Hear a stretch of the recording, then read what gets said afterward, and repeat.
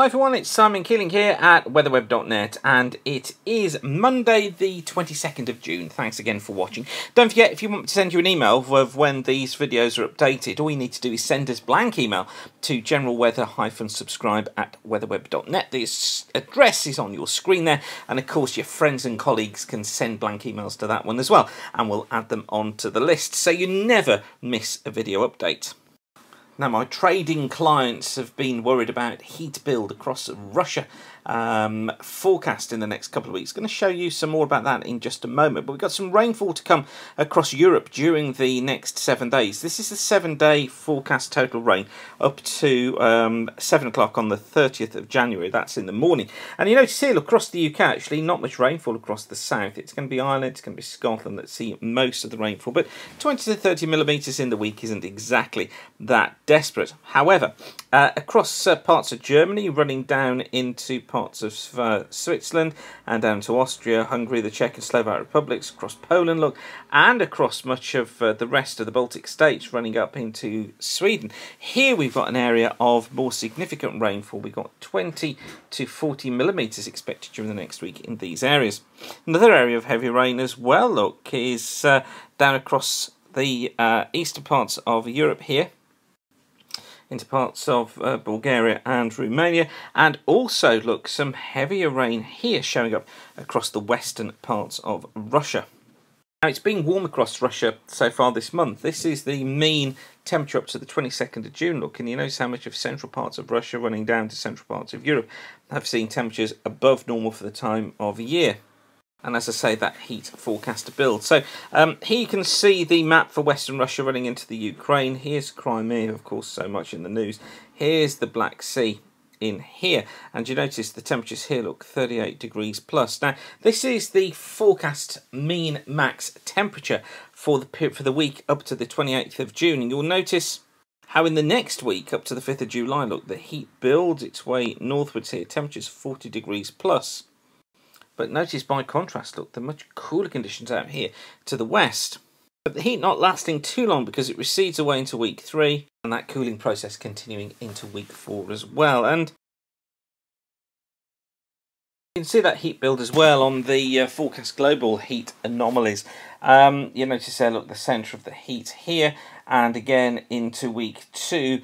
Something else to notice on this, though, as well, look, is the heat build across Europe in week 2, because it's still there in Europe in week 3. It's receded away, look, you notice, though, from Western Russia. And in fact, the CFS wanting to keep the heat build there across Europe into week 4. However, and it's a big however, something we have to always bear in mind when we look at these CFS maps, incidentally, the heat build not showing through the UK, but something we really have to bear in mind when you're using the CFS at the moment is this. The strength with which the CFS is trying to increase the El Nino. It's trying to get it into this extra strong El Nino at plus 3 degrees by November, but it's seeing that increase taking place over the next couple of months, and that's overriding everything really that CFS does, and so you have to be aware of that when you're looking at the CFS forecasts and treat them cautiously. Having said that, this is the Chinese forecast for the next 30 days. So this is going up to the 20th of July. It was produced yesterday.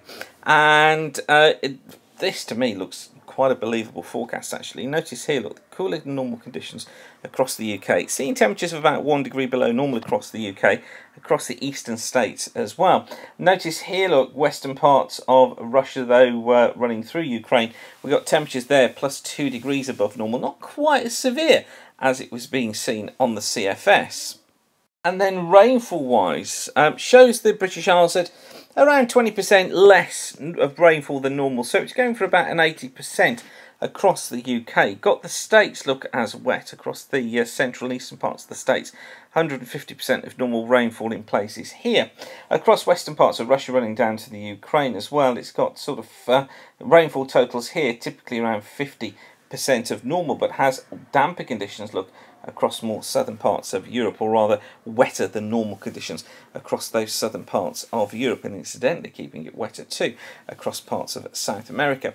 Now, actually, despite a wobble recently, I much prefer the look of that Chinese forecast.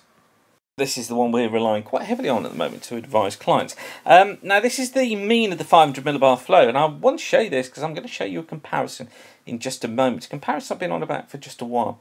Look, this is the mean forecast for the next 30 days. And look, trough in the eastern states just in here. Notice too, look, the blue colours going down through the Mediterranean through here.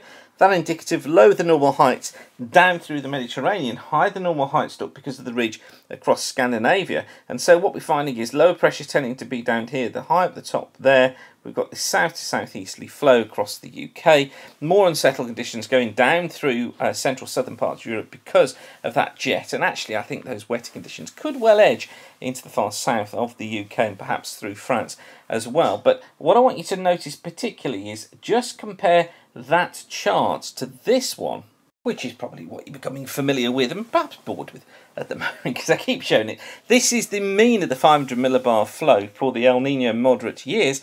And you notice here, look, on that chart, how we've got those lower than normal heights down towards the south of the UK, look, in here, running through the Mediterranean through there. We've got the ridge in here, look, across Scandinavia, there it is, and we've got the trough across the eastern states, and there it is again. So, this backing my theory that it would be El Nino that is controlling the weather, but only in a moderate El Nino state as we head into July.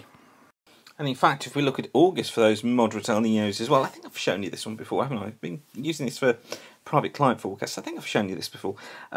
This also shows, look, very similar conditions, lower than normal heights coming through across the Atlantic, down through southern parts of the UK, keeping the ridge across Scandinavia up here. And what that probably does is, again, it's really difficult to try and, get it so precise for the UK, but what it does is it brings the threat of wetter than normal conditions across the south of the UK, generally drier than normal north and east, and keeps us into more of an east to south easterly flow, and so temperatures tend to be staying on the cooler side. But what you can be more certain about is that the central parts of Europe running down into Iberia all are likely to be wetter than normal during August with more significant storms. And again, what that also shows is wetter than normal conditions across southwestern parts of Russia into the far south of the Ukraine, some heavy periods of rain there, and also the trough maintaining cool weather across much of the eastern states. But not only that, look,